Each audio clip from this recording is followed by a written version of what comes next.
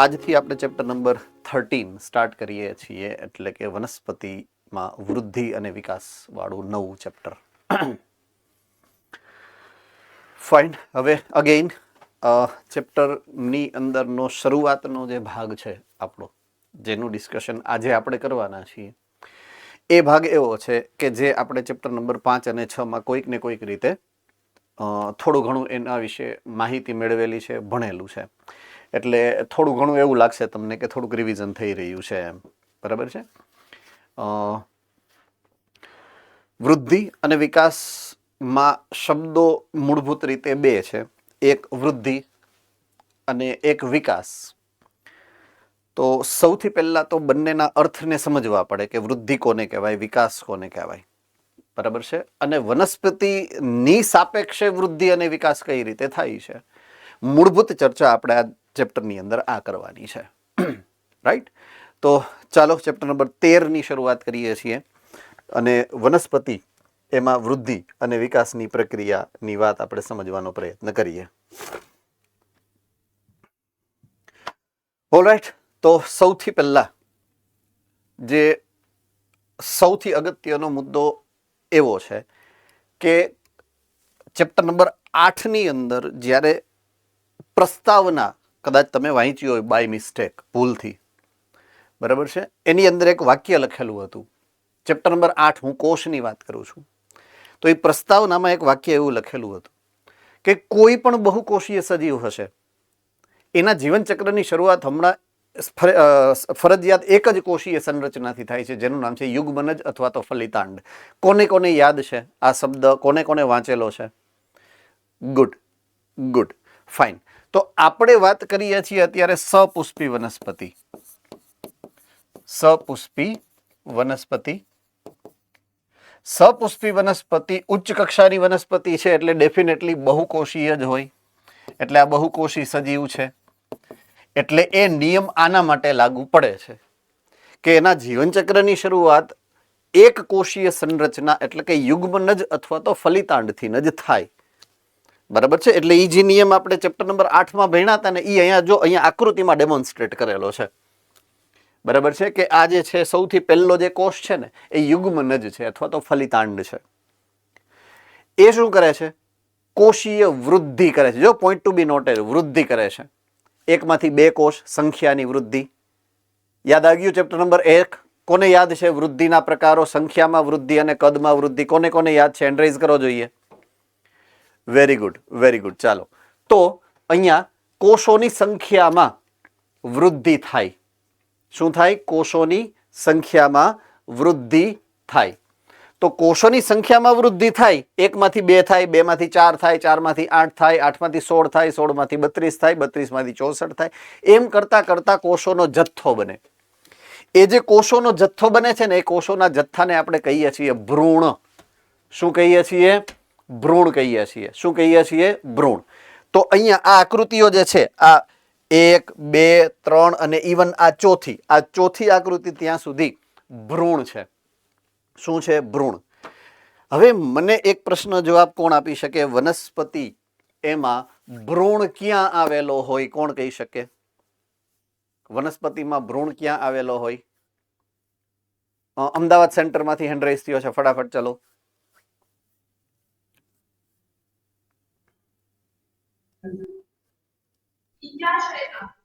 બીજાશય. Okay. બીજાશય કરતા પણ બીજમાં, ભ્રૂણ બીજમાં સંગ્રહિત હોય છે. આપણે એવું યાદ રાખશું. બરાબર છે. વનસ્પતિમાં ભ્રૂણ ક્યાં હોય? બીજમાં. એટલે આ ભ્રૂણ જે છે એ હોય ક્યાં? બીજની અંદર. તમને યાદ હોય તો ચેપ્ટર નંબર 5ની અંદર જે બીજની સંરચના આપણે સમજ્યા છીએ, બરાબર છે, એની અંદર એકદળી બીજ અને દ્વિદળી બીજની સંરચનામાં આ દ્વિદળી બીજની આકૃતિમાં આવ્યું હતું જે તે સમયે જ્યારે આપણે સમજ્યા હતા ત્યારની વાત છે. બરાબર છે. તો બીજની અંદર ભ્રૂણ જે છે એ સંગ્રહિત અવસ્થામાં આવેલો હોય છે. એ બીજ જ્યારે તમે જમીનની અંદર નાખો છો, એને પાણી મળે છે, તાપમાન મળે, એટલે એનો વિકાસ થાય અને એક વનસ્પતિનો એના પછીની જે પેઢી છે એના નવા છોડ તરીકે એનો વિકાસ થાય. રેડી? આટલી વસ્તુ સમજાઈ ગઈ છે બધાને? હેન્ડ રેઝ કરો જોઈએ એટલે ખબર પડે મને. થમ્સ અપ કરો બધા. ચલો, ગુડ, ઓકે. સો એ બધું અહીંયા વર્ણવેલું છે. સે ફોર એક્ઝામ્પલ, સૌથી પહેલા શું લખેલું છે જુઓ, કે વનસ્પતિના બધા જ કોષો યુગ્મનજ અથવા તો ફલિતાંડમાંથી વિકાસ પામે છે. બરાબર છે? ઓકે. વિકાસની જે ક્રિયા છે અહીંયા, બરાબર છે, આ ખાસ યાદ રાખી લેવાનું છે. બહુ જ અગત્યનો પોઈન્ટ ઓફ વ્યૂ છે. બરાબર છે? હું લખું છું તમારા માટે કે વનસ્પતિમાં વિકાસની જે ક્રિયા છે, વિકાસની ક્રિયા એમાં બે ક્રિયાવિધિ જોવા મળે. એકનું નામ છે વૃદ્ધિ અને એકનું નામ છે વિભેદન. બરાબર છે? એકનું નામ છે વૃદ્ધિ અને એકનું નામ છે વિભેદન. વિકાસની પ્રક્રિયાના આ બે ઘટનાક્રમ છે. હવે આપણા માટે કદાચ વૃદ્ધિ શબ્દ એકદમ કોમન છે. વૃદ્ધિ શું છે એ પણ આપણને ખબર છે, કઈ રીતે થાય છે, કેવા પ્રકારની હોય છે એ પણ આપણને ખબર છે. હમણાં જ આપણે વાત કરી ને, સંખ્યામાં વૃદ્ધિ થાય, કદમાં વૃદ્ધિ થાય. જ્યારે કોઈ પણ ઘટક, કોઈ પણ ઘટના એમાં વધારો જોવો હોય અથવા તો થતો હોય તો એને વૃદ્ધિ કહેવાય. દાખલા તરીકે કોષ, કાં તો કદમાં વધારો અથવા તો સંખ્યામાં વધારો થાય તો એને વૃદ્ધિ તરીકે આપણે લઈએ છીએ. તો વૃદ્ધિની વ્યાખ્યામાં કદમાં કે સંખ્યામાં થતો વધારો એને આપણે વૃદ્ધિ કહીએ છીએ. બરાબર છે? તો વૃદ્ધિ કદ અથવા સંખ્યામાં હોઈ શકે, જે આપણે ઓલરેડી ખબર જ છે, પેલા ચેપ્ટરમાં જ આપણે સમજી ચૂક્યા છીએ. વિભેદનનો અર્થ આની પહેલાના ચેપ્ટરમાં મેં તમને સમજાવ્યો હતો, જો યાદ હોય તો. કોને કોને યાદ છે વિભેદનનો અર્થ? ઓકે, ઘણા બધા વિદ્યાર્થીઓને યાદ છે, ઘણા બધા ભૂલી પણ ગયા હશે કદાચ. ફરીથી યાદ અપાવી દઉં કે વનસ્પતિની અંદર જે પેશીઓની વાત કરી હતી આપણે, પેશીઓમાં એક વર્ધમાન પેશીની વાત કરી હતી, અને વર્ધમાન પેશીના કોષો અવિભેદિત કોષો છે. કેવા છે? અવિભેદિત કોષો છે. એ જ્યારે કોષ વિભાજન કરતા હોય, એ કોષ વિભાજન કરતા કરતા પરિપક્વન પામે અને સ્થાયી પેશીમાં રૂપાંતરિત થાય. ચોક્કસ પ્રકારના કાર્ય કરવા માટે સ્થાયી પેશીમાં રૂપાંતરિત થાય. એ પ્રક્રિયાને વિભેદન કહેવાય અને એ કોષો વિભેદિત કોષો છે. એવા 3 પ્રકારના વિભેદિત કોષોની વાત આપણે ચેપ્ટર નંબર 6 ની અંદર કરી. કાં તો એ કોષ મૃદુતક પ્રકારનો હોય, કાં સ્થૂલ કોણક પ્રકારનો હશે, અને કાં તો દ્રઢોતકી પ્રકારનો એ કોષ હશે. 3માંથી એક પ્રકારનો આ કોષ હોઈ શકે. તો કાં મૃદુતક બને, કાં સ્થૂલ કોણક બને, અથવા તો દ્રઢોતકમાં રૂપાંતરિત થાય. જેવી જે તે વનસ્પતિના જે તે સમયે જે તે અંગ કે પેશીઓની જરૂરિયાત હોય ને એ પ્રમાણે રૂપાંતરણ થવાની જે ઘટના છે એને શું કીધું છે? વિભેદન. તો સંખ્યા એટલે કે કોષ વિભાજન થાય અને વિભેદન થાય, કોષ વિભાજન થાય અને વિભેદન થાય. આ બંને ઘટનાઓ શેમાં જોવા મળે છે? વિકાસનો ભાગ છે. તો હવે સિમ્પલેસ્ટ મોસ્ટ લેંગ્વેજ અથવા તો સાવ સામાન્ય ભાષામાં મારે વિકાસને જો કદાચ વ્યાખ્યાયિત કરવું હોય તો વિકાસની વ્યાખ્યા હું એવી કરી શકું, નોટ કરજો પોઈન્ટને, કે કોઈ પણ સજીવ જીવન ચક્રની શરૂઆત કરે ત્યારથી એનો અંત ન થાય ત્યાં સુધી બનતી તમામ ઘટનાઓ એને વિકાસ કહેવાય. બરાબર છે? હું રિપીટ કરું છું પાછી વ્યાખ્યાને એક વખત. કોઈ પણ સજીવ એના જીવન ચક્રની શરૂઆતથી લઈ અને જીવન ચક્રના અંત સુધી બનતી તમામ ઘટનાઓ એને વિકાસની પ્રક્રિયા કહેવાય. રેડી? ઓકે. હવે વિકાસ દરમિયાન વૃદ્ધિ થાય પણ ખરા અને નો પણ થાય. બરાબર છે. વિકાસમાં વૃદ્ધિ થાય જ એવું જરૂરી નથી. અમુક તબક્કો એવો હોય કે જેમાં વિકાસમાં વૃદ્ધિ થતી હોય, અમુક તબક્કો એવો હોય જેમાં વિકાસમાં વૃદ્ધિ ન પણ થતી હોય. દાખલા તરીકે તમારી ઉંમર એવી છે કે તમારી વૃદ્ધિ થાય છે, મારી ઉંમર એવી નથી કે મારી વૃદ્ધિ થતી હોય. ચાલો થમ્સઅપ કરો એટલે મને ખબર પડે. બરાબર છે. વિકાસ બેયનો થાય છે, પણ તમારી વૃદ્ધિ થાય છે, મારી વૃદ્ધિ હવે ન થાય, સિવાય કે હું બેફામ ખાવા માંડું ને આમ વૃદ્ધિ કરું, દ્વિતીયક વૃદ્ધિ તો અલગ વાત છે, હે ને. પણ એ ખાલી ચરબી વધે. એ શું વધે છે? ચરબી વધે. આ ઓવરઓલ કાંઈ મારા હાડકા વધવા માંડે ને હૃદયનું સાઇઝ મોટી થઈ જાય ને બ્રેઇન મોટું થઈ જાય ને એવું તો નથી થવાનું. એટલે વૃદ્ધિની એ વ્યાખ્યામાં ન આવે. ટૂંકમાં એને આપણે ફાયટા કહેવાય, હે ને. બહુ ફાટી નીકળો છો એમ, ઈ વૃદ્ધિ. બરાબર છે. પણ એ ખાધાની વૃદ્ધિ છે, શરીરની વૃદ્ધિ નથી. એમ ચરબી જમા થાય, હે ને. આપણે ન કઈ બહુ ખાઈને બહુ ચરબી ચડી ગઈ લાગે છે તને, એમ બસ ઈયા, એટલે એ વૃદ્ધિ ન કહેવાય એમ. એટલે વૃદ્ધિની વ્યાખ્યા પ્રાણીઓમાં કેવી હોય ખબર છે? જીવનચક્રની શરૂઆત પ્રાથમિક વૃદ્ધિ. કોને કોને યાદ છે પ્રાથમિક વૃદ્ધિની વ્યાખ્યા? હાલો મને ખબર પડે થોડીક, હું તો ભૂલી જાઉં ઘણી ઘડી. ખબર ને તમને પ્રાથમિક વૃદ્ધિની વ્યાખ્યા? જુનાગઢ સેન્ટર.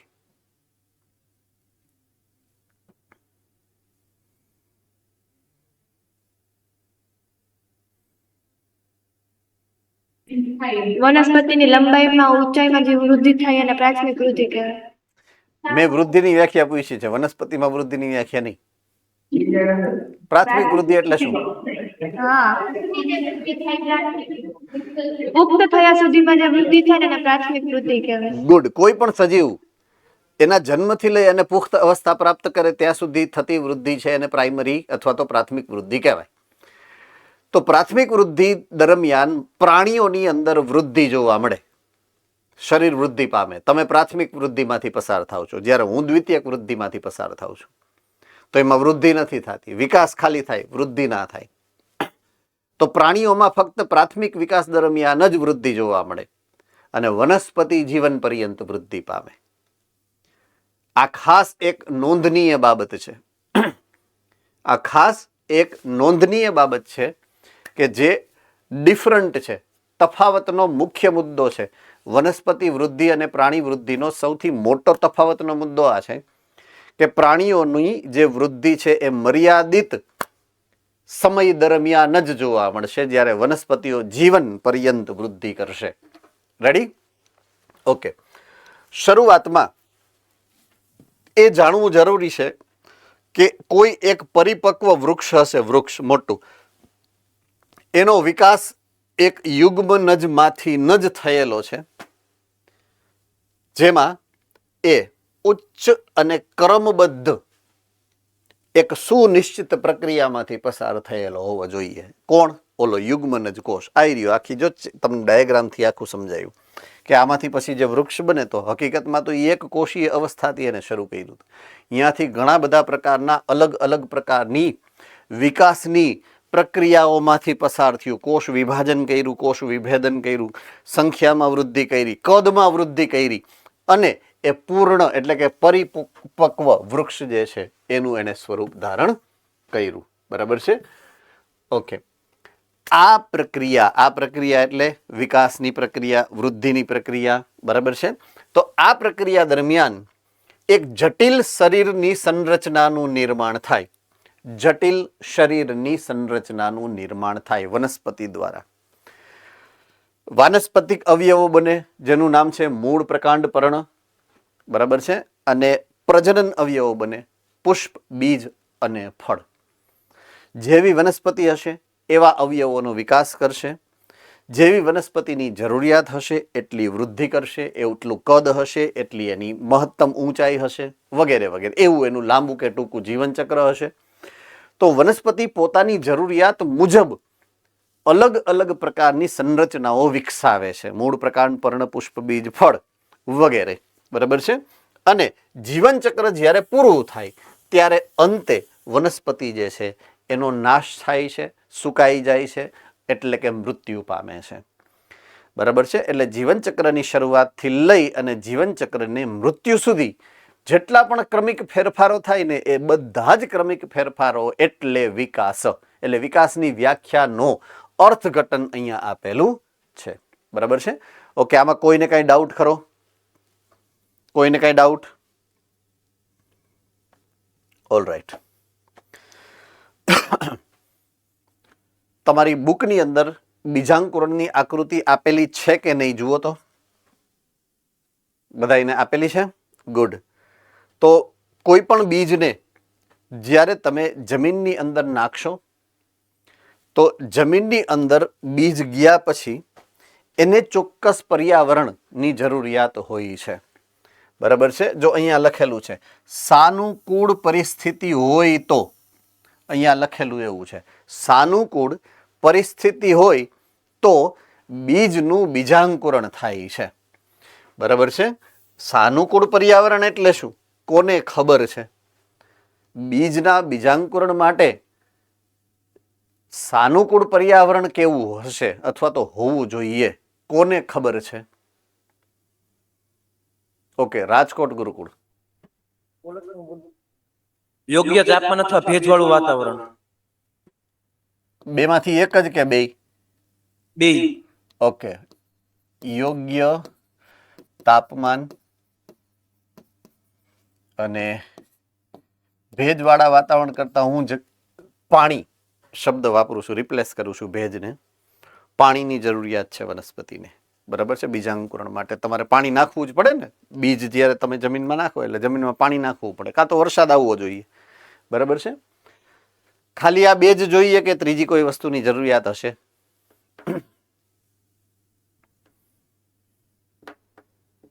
ઓકે, રાજકોટ ગુરુકુલ. પોષક દ્રવ્યો. ઓકે, પોષક દ્રવ્યો. જમીન.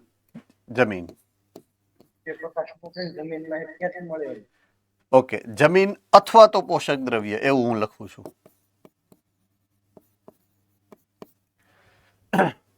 હવે ઈડર.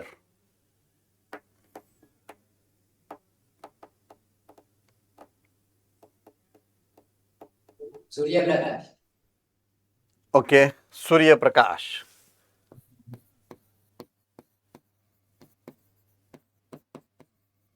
ઓકે, હજુ કોઈને કઈ ઈચ્છા? મહેચ્છા? જુનાગઢ.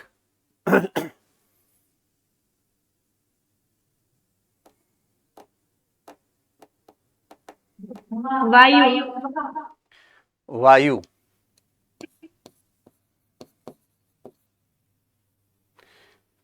બરાબર છે. ઓકે સર, હાજી. આપણે આમાં સૂર્યપ્રકાશ લખ્યો તો બીજાંકુરણ સમયે બીજ જમીનની અંદર તો ત્યાં થોડીને તેને સૂર્યપ્રકાશ મળશે. મેં લખ્યો છે, મેં એવું નથી કીધું કે સાચું છે ખોટું. અત્યારે તો તમે જે કહો છો એ બધું લખું છું આમાં. બરાબર, સાચું ખોટું તો પછી હું નક્કી કરીશ. હજી ત્યાં સુધી હું પહોંચ્યો નથી. ટૂંકમાં કહેવાનો કવિનો ભાવાર્થ અહીંયા આવ્યો છે. ભુજ સેન્ટરમાંથી હેન્ડ રેસ થયો છે ભાઈ, સરસ મજાનો. ચાલો.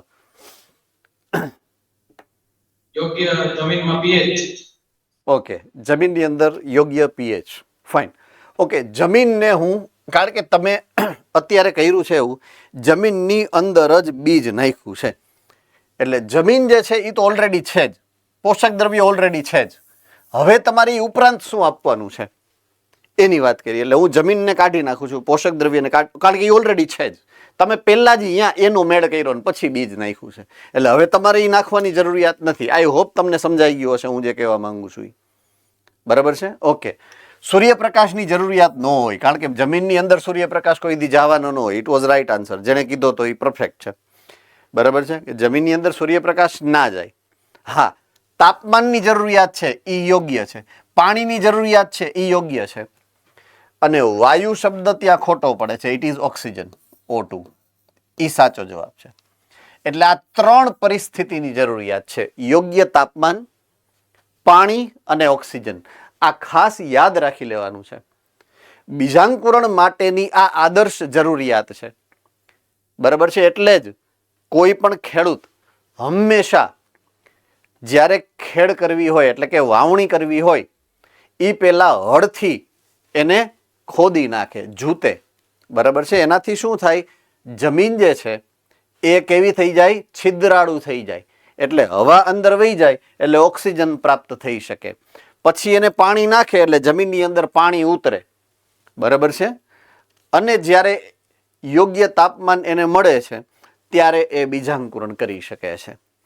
તો આ 3 આદર્શ પરિસ્થિતિ જે છે એ જ્યારે મળે છે ત્યારે બીજ જે છે એનું બીજાંકુરણ થાય છે. હવે બીજનું બીજાંકુરણ એટલે શું એ પણ આપણે સમજવું પડે.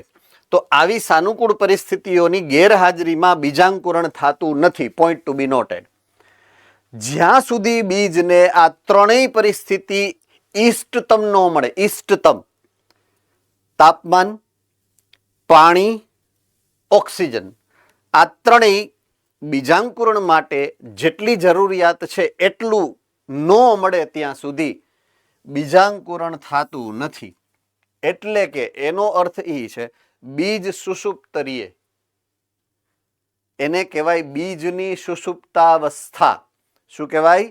બીજની સુષુપ્તાવસ્થા, બીજ સુષુપ્તરીય કહેવાય એને. આ બહુ ઇમ્પોર્ટન્ટ ઘટક છે, બહુ ઇમ્પોર્ટન્ટ અનુકૂલન છે. બીજ જે છે ને એ એના માટે બનેલી અનુકૂલિત સંરચના છે. ભ્રૂણને લાંબા સમય સુધી જાળવી રાખે. એ લાંબા સમયનો અર્થ શું થાય? લાંબા સમય એટલે આ, જ્યાં સુધી એને અનુકૂળ પરિસ્થિતિ ન મળે બીજાંકુરણ માટે ત્યાં સુધી એને જાળવી રાખે. તો બીજ એવી સંરચના છે કે એ ભ્રૂણની જાળવણી કરે છે લાંબા સમય સુધી. જ્યાં સુધી એને આ અનુકૂળ પરિસ્થિતિ ન મળે ત્યાં સુધી એનું બીજાંકુરણ ન થવા દે.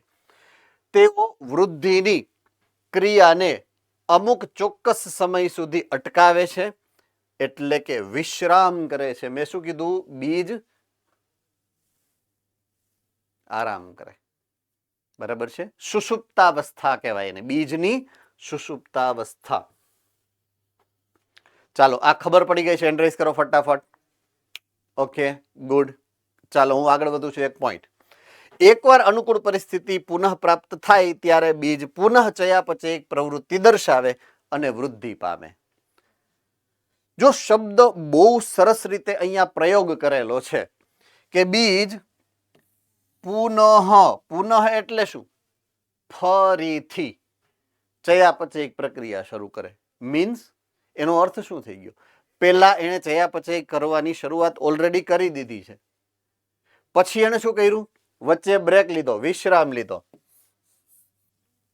વિશ્રામ એટલે બીજની સુષુપ્તાવસ્થા. વિશ્રામ એટલે બીજની સુષુપ્તાવસ્થા. બીજ જ્યારે બન્યું હશે, પેલા બીજ તો હોય નહીં. પેલા શું હોય? બીજાશય. યાદ આવ્યું? બીજાશયની અંદર શું હોય? અંડક. અંડક હતું ઈ બીજ બને ને? યાદ આવી ગયું કોઈને? ફલન પછી અંડકનું રૂપાંતરણ શેમાં થાય છે? બીજમાં. તો અંડકમાંથી જે બીજ બન્યો ત્યારે તો એ સક્રિય હશે ને, ત્યારે તો એ ચયાપચયિક પ્રક્રિયા કરતો હશે. પછી બીજ બની ગયા પછી બીજ શું કરે? વિશ્રામ. બીજ શું થઈ જાય? સુષુપ્ત થઈ જાય.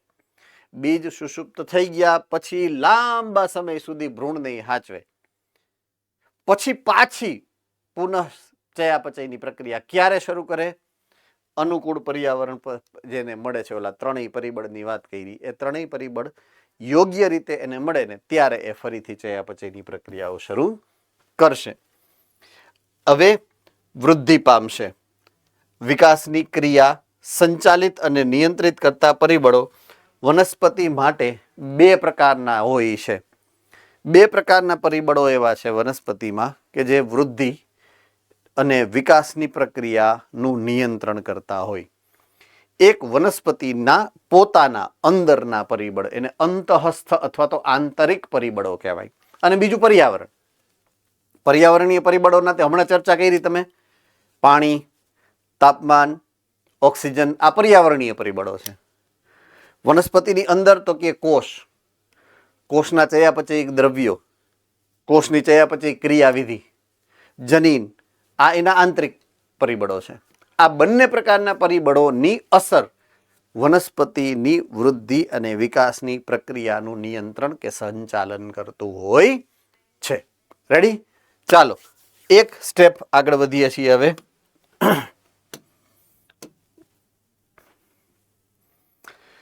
વૃદ્ધિ, વનસ્પતિ વૃદ્ધિ. તો વૃદ્ધિને અહીંયા વ્યાખ્યાયિત કરવાનો પ્રયત્ન ચેપ્ટર નંબર 1માં જે કર્યો હશે કદાચ એ ફરીથી કર્યો છે કે વૃદ્ધિને એક અંગ અથવા તો તેના કોઈ ભાગ અથવા તો સ્વતંત્ર કોષના કદમાં થતા અપરિવર્તનીય સ્થાયી વધારાના સ્વરૂપે વ્યાખ્યાયિત કરી શકાય. અહીંયા કદ લખ્યું છે, કદ અથવા સંખ્યા, આપણે એવું સમજવાનું, ભલે આમાં કદ લખેલું છે, કદ અથવા સંખ્યા, બરાબર છે, એ બે એક જ છે, એક જ ઘટનાક્રમના બે અલગ અલગ સ્વરૂપ છે. કઈ રીતે હું તમને સમજાવું, તમને આશ્ચર્ય થશે કે આવું આપણે વિચાર્યું જ નહોતું.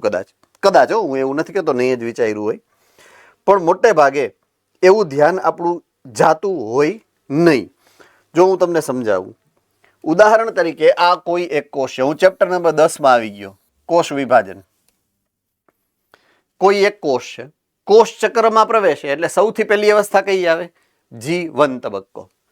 G1 તબક્કો આવે એટલે કોષ થોડો કદમાં વધે, કારણ કે આજુબાજુમાંથી દ્રવ્યોનું શોષણ કરે.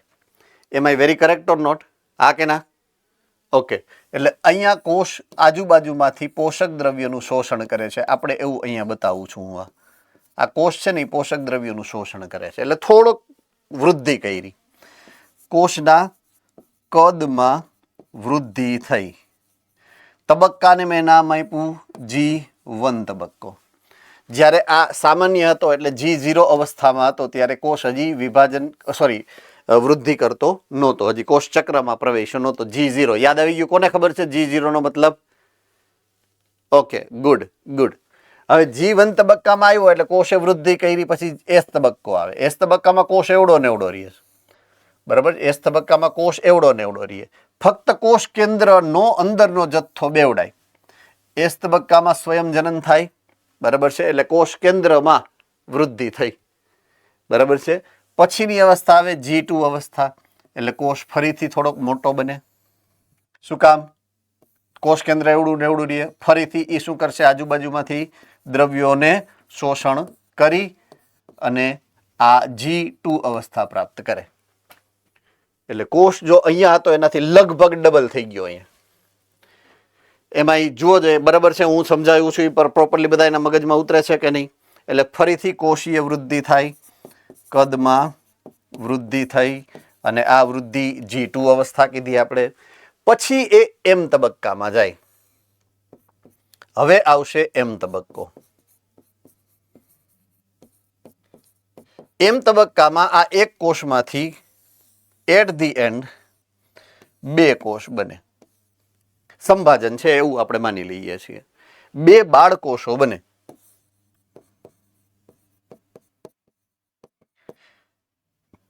પેલા કેટલા હતા? 1. હવે કેટલા બન્યા? 2. સંખ્યામાં વૃદ્ધિ થઈ કહેવાય કે નહીં? સંખ્યાની વૃદ્ધિ કહેવાય કે નહીં? હા કે ના? શું કામ થઈ સંખ્યાની વૃદ્ધિ? કદમાં વૃદ્ધિ થઈ તો સંખ્યાની વૃદ્ધિ થઈ ને? તો બે એક જ ઘટક થયા, એક જ ઘટનાક્રમ થયા. હું એમ કહું કે હું જ્યારે જન્મ લીધો કે તમે જ્યારે જન્મ લીધો ત્યારે અવળાક હતા, હવે અવળા તમે નથી વધ્યા, તમારા શરીરની અંદર કોષોનો જથ્થો વધ્યો છે ભાઈ. સોરી બેન, બે એકલા કઈ ભાઈઓ જે એવું કરે છે એવું થોડું છે, બેનો એમ જ થાય. તો આપણે એમ કે આપણે મોટા થઈ ગયા, આપણે મોટા થઈ ગયા છીએ, ધેટ ઇઝ ધીસ. આપણે મોટા થયા કદમાં, પણ એના માટે કરવું શું પડે છે? કોષ વિભાજન કરી અને સંખ્યામાં વધવું પડે છે. એટલે મૂળભૂત રીતે આપણા શરીરની અંદર આ બે પ્રકારની વૃદ્ધિ થાય છે. અંગો કે પેશીઓ કદમાં વૃદ્ધિ ક્યારે કરી શકે? જ્યારે એના કોષો સંખ્યામાં વૃદ્ધિ કરે ત્યારે. એટલે સંખ્યાની વૃદ્ધિ, કદની વૃદ્ધિ બે એક જ છે, અલગ અલગ સ્વરૂપ છે. સમજ में आ रही है बात? यस और नो? હા કે ના? Good, very good. સો બંને પ્રકારની વૃદ્ધિ દરેક પ્રકારના સજીવોની અંદર કે કોષોની અંદર જોવા મળતી હોય છે. ઓકે, તો આ થઈ વાત સૌથી પહેલા વૃદ્ધિના શબ્દનું પ્રોપર અને ટેકનિકલ અર્થઘટન, અને આઈ હોપ કે બધાના મગજમાં ક્લિયરલી સમજાઈ ચૂક્યું છે. થમ્સ અપ કરો એટલે હું એક સ્ટેપ આગળ વધુ. ચાલો, ગુડ. હવે વૃદ્ધિ વનસ્પતિઓની, અને યસ સર, હા બોલો. તમારો અવાજ નથી આવતો બેટા, થોડુંક સેટ કરો.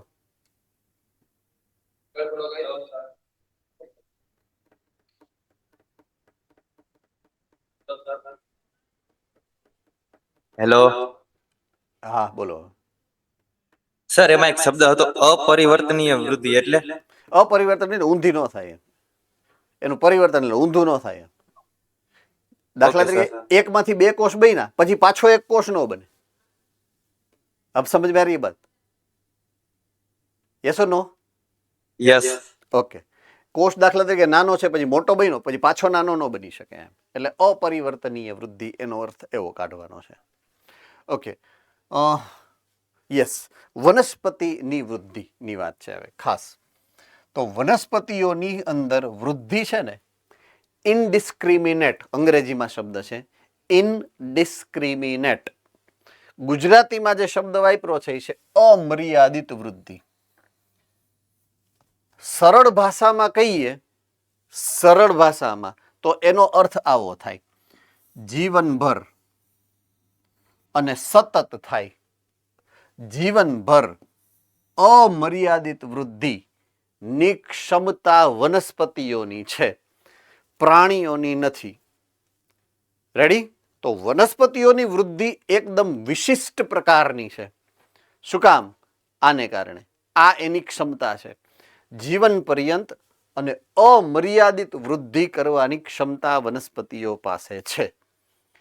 કઈ રીતે છે એ જ આપણે સમજવાનું છે. શું કામ એવું છે એ આ ચેપ્ટરની અંદર આપણે સમજવાનું છે. બરાબર છે? તો એનું કારણ અહીંયા બીજા પોઈન્ટમાં આપેલું છે કે વનસ્પતિના દેહમાં અમુક ચોક્કસ સ્થાન એવા છે કે જહાં પર વર્ધમાન પેશી છે. વર્ધમાન પેશી છે. તમારા શરીરમાં ક્યાંય એવું સાંભળ્યું વર્ધમાન પેશી પ્રાણી પેશીમાં? નહીં. વનસ્પતિ પાસે છે એવી પેશી. એટલે વનસ્પતિ જીવન પર્યંત વૃદ્ધિ કરી શકે, પ્રાણીઓ નહીં. પ્રાણીઓમાં ક્યાંય એવો એ કઈ દાખલો છે કે જીવન પર્યંત વૃદ્ધિ થતી હોય?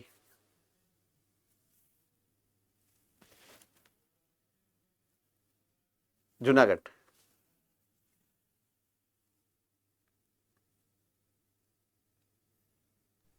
વાળ, નખ. વાળ, નખ. બીજું કઈ?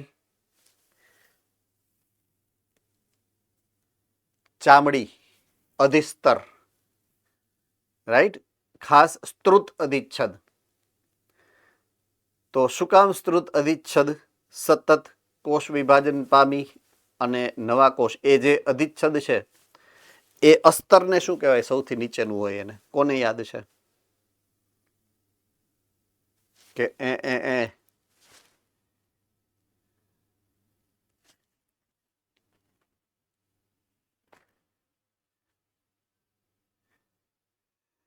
સર, ક્વેશ્ચન રિપીટ કરો તો. તમે આમ કરો એટલે મારે સમજી જવાનું કે શું કરવાનું એમ. ઓકે.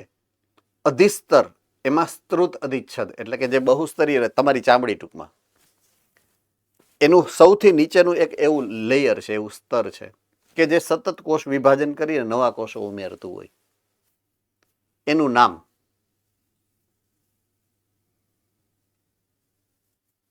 ચાલો હોમવર્કમાં દઉં છું, ગોતી લેજો.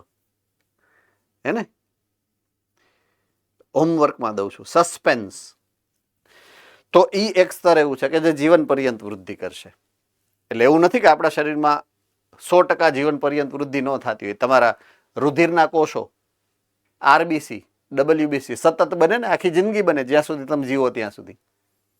બોન મેરો, અસ્થિ મજ્જા, નામ તો સુના હોગા. તો એ જીવન પર્યંત વૃદ્ધિ કરે છે, પણ આખું શરીર નથી કરતું. અમુક ચોક્કસ પેશીઓની આ લાક્ષણિકતા છે, જ્યાં જરૂર પડી ત્યાં મૂકી છે, બધાયમાં નથી. એમ વનસ્પતિમાં બધેય છે. દરેક જો મૂળ, આખા મૂળ તંત્રના જેટલા ટોચ છે બધેય છે, મૂલાગ્ર, પછી જેટલી ગાંઠ પેશી છે મૂળમાં, બધી ગાંઠ પેશીમાં પાર્શ્વીય વર્ધમાન પેશી છે. પ્રરોહમાં પ્રરોહાગ્ર જેટલા છે બધા પ્રરોહાગ્ર પાસે અગ્રસ્થ વર્ધમાન પેશી છે. પ્રરોહ તંત્રની ગાંઠ અને આંતરગાંઠના વિસ્તારમાં ગાંઠ છે, અહીંયા ઓલી પાર્શ્વીય વર્ધમાન પેશી છે, આંતરવિષ્ટ વર્ધમાન પેશી છે.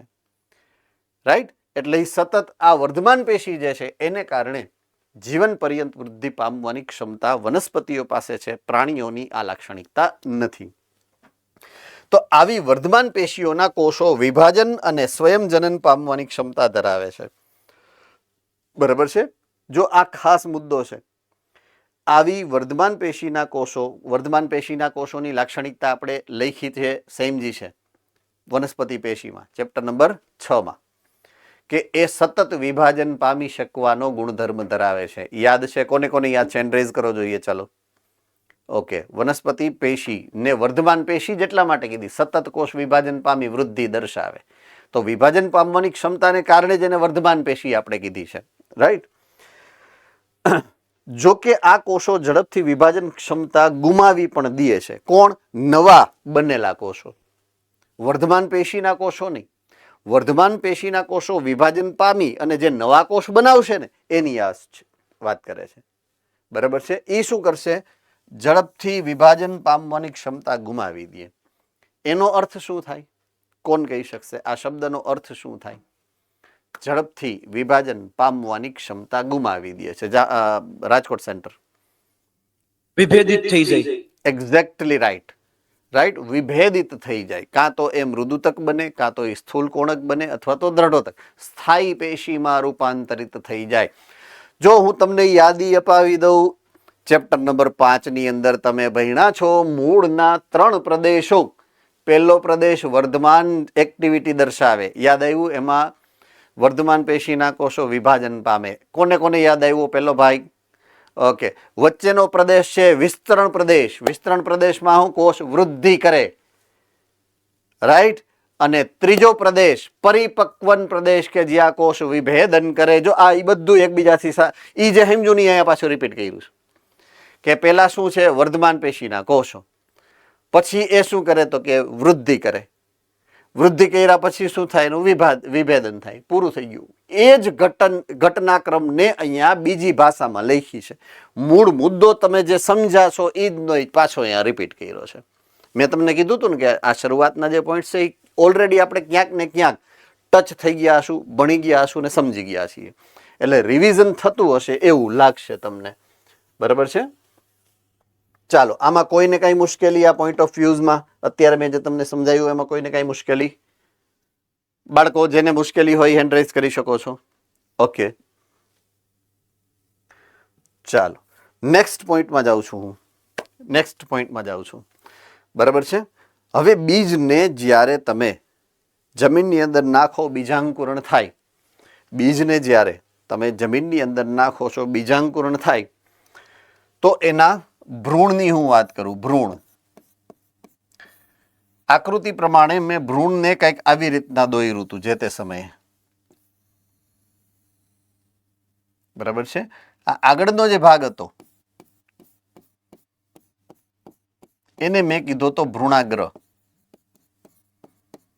જેમાંથી પ્રરોહ તંત્ર વિકસે. અને આ પાછળના પૂંછડીનો જે ભાગ છે આ, એના માટે શબ્દ મેં વાપર્યો તો ભ્રૂણ મૂળ. તો બીજાંકુરણ થાય ત્યારે ભ્રૂણ મૂળમાંથી મૂળ તંત્ર બને અને બીજાંકુરણ થાય એટલે ભ્રૂણાગ્રમાંથી પ્રરોહ તંત્રનો વિકાસ થાય. એવી વાત આપણે આગળ સમજ્યા છીએ. તો આ છે પ્રરોહ તંત્ર. આ જે છે ને આ ભાગ, એ અહીંયા ભ્રૂણાગ્ર છે અને આ જે છે એ ભ્રૂણ મૂળ છે. બરાબર છે? ટૂંકમાં આ છે મૂળ તંત્રનો વિકાસ છે અને આ છે એ પ્રરોહ તંત્રનો વિકાસ છે. એવી આ આકૃતિ છે. તમારી બુકમાં તમને મળી જશે, તમે જોશો એટલે ક્યાંક. બરાબર છે? કોને મળી ગઈ છે આકૃતિ? Okay, good.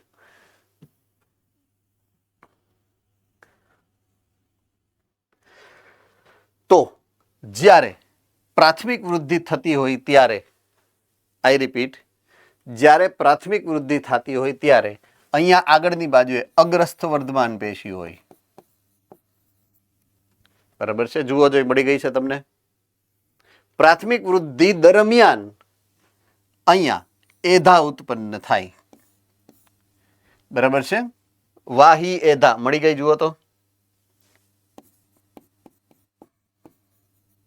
અને પછી એના દ્વારા દ્વિતીય વૃદ્ધિ પણ થાય. બરાબર છે? આપણે દ્વિતીય વૃદ્ધિને થોડીક મેં તમને સમજાવી હતી. એ જ પ્રમાણે અહીંયા રૂટ મૂળમાં અગ્રસ્થ વર્ધમાન પેશી છે અને મૂળની અંદર પણ આવી વાહી એધાની સંરચના તમને સમજાવી છે. આકૃતિની અંદર આ પ્રમાણે જે ઘટનાક્રમ છે એને વર્ણવેલો છે. રેડી? ઓકે. તો જ્યારે બીજાંકુરણ થાય તો મૂળની અગ્રીય વર્ધનશીલ પેશી અને પ્રરોહની અગ્રીય વર્ધનશીલ પેશી બંને વનસ્પતિમાં સૌથી પહેલા પ્રાથમિક વૃદ્ધિ માટે જવાબદાર હોય. મુખ્યત્વે વનસ્પતિઓને તેમની અક્ષની આયામ વૃદ્ધિમાં સહભાગી બને. આયામ વૃદ્ધિમાં સહભાગી બને. મેં હમણાં તમને પ્રશ્ન એવો પૂછ્યો હતો કે પ્રાથમિક વૃદ્ધિનો અર્થ શું થાય, એટલે તમે એવું કીધું હતું કોઈ કે લંબાઈ, વનસ્પતિઓ લંબાઈમાં વૃદ્ધિ કરે. જુનાગઢ સેન્ટરમાંથી લગભગ એવો જવાબ મને મળ્યો હતો. રાઈટ? તો અહીંયા હવે એ સ્પષ્ટતા તમારા વાળી અત્યારે આવી છે. આયામ એટલે ઊભું, લંબ અક્ષ. તો લંબાઈમાં વૃદ્ધિ થાય એવું હવે એ પોઈન્ટ આવ્યો છે. બરાબર છે? એટલે યાદી અપાવી દઉં કે તમે જે મને કીધું હતું એ સમયે ઈ પોઈન્ટ અહીંયા અત્યારે આવે છે કે વનસ્પતિમાં જ્યારે પ્રાથમિક વૃદ્ધિ થાય ને તો એ આયામ અક્ષે એટલે લંબાઈમાં, લંબ અક્ષે ઊંચાઈમાં વધારો કરે, લંબાઈમાં વધારો કરે છે પ્રાથમિક વૃદ્ધિ. વનસ્પતિઓમાં પ્રાથમિક વૃદ્ધિ ઇઝ ઇક્વલ ટુ લંબાઈમાં વૃદ્ધિ. એ હવે આવશે પોઈન્ટ. ચાલો થમ્સઅપ કરો એટલે મને ખબર પડે. ઓકે, હવે વાત છે દ્વિદળી વનસ્પતિઓ અને અનાવૃત બીજધારી વનસ્પતિઓ. ખાસ આ બે વનસ્પતિના સમૂહની વાત કરી છે. દ્વિદળી વનસ્પતિ અને અનાવૃત બીજધારી વનસ્પતિઓ બહુ વર્ષાયુ છે અને દ્વિતીય વૃદ્ધિ દર્શાવે છે. કોને કોને ખબર છે? Okay, good. હવે દ્વિતીય વૃદ્ધિની ટૂંકમાં કવિએ વાત કરી છે. બરાબર છે? તો એ વનસ્પતિઓમાં પાર્શ્વીય વર્ધમાન પેશી બને. પાર્શ્વીય વર્ધમાન પેશી બને. બરાબર છે? પુલીય એધા, ત્વક્ષ એધા, બે પ્રકારની એધાઓ બને અને દ્વિતીય વૃદ્ધિ કરશે વનસ્પતિ. આ ઘટનાક્રમને આપણે ઓલરેડી સમજી ચૂકેલો છે આના પહેલાના ચેપ્ટરમાં, એટલે હું બહુ લાંબી ચર્ચા એની નથી કરતો, તમને ખબર જ છે. બરાબર છે? તો દ્વિદળી અને એક અનાવૃત બીજધારી વનસ્પતિમાં બે પ્રકારની એધાઓ બને. પુલીય એધાનું એધાવલય બને એક, અને એક ત્વક્ષ એધા બને, અને આ બંને દ્વિતીય વૃદ્ધિ પણ કરે છે.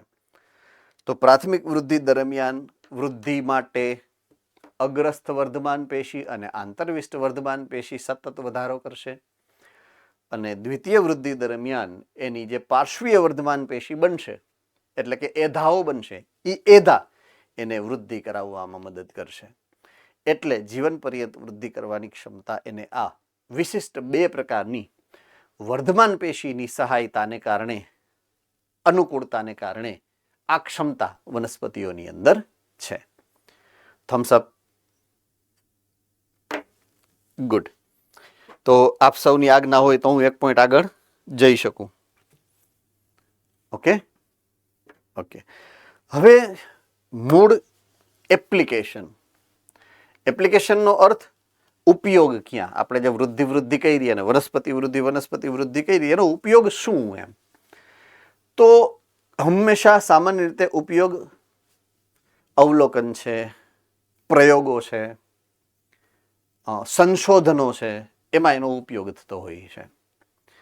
તો ઘણી વખત મોટા ભાગે તો સંશોધનની જ વાત કરીએ આપણે મૂળભૂત રીતે, કે જ્યારે પણ વનસ્પતિ શાસ્ત્રીઓ એટલે કે બોટનિસ્ટ વૈજ્ઞાનિકો, એગ્રીકલ્ચરિસ્ટ એટલે કે કૃષિ વિજ્ઞાનીઓ, આ બધા સંશોધન કરતા હશે અથવા તો સંશોધન કરતા હોય છે.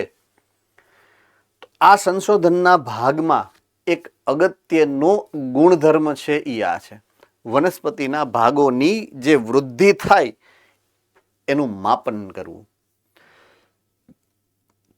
એટલે વૃદ્ધિનું માપન તમે કોઈ પણ વનસ્પતિમાં કઈ કઈ રીતે કરી શકો એની આખી પદ્ધતિઓની વાત અહીંયા સમજાવવામાં આવી છે તમને. ઓકે, હવે વાત કરી સૌથી પહેલા તો જો કોઈ એક સિંગલ કોષ છે અને મારે વૃદ્ધિને માપવી છે તો કઈ રીતે માપી શકાય? તો કોષીય સ્તરે આ વૃદ્ધિ સૈદ્ધાંતિક રીતે કોષરસની માત્રા અંદર કેટલી વધે એને આધારે તમે માપી શકો. પેલા કોષ અવળો હોય, પછી કોષ ફૂલાઈને મોટો થયો,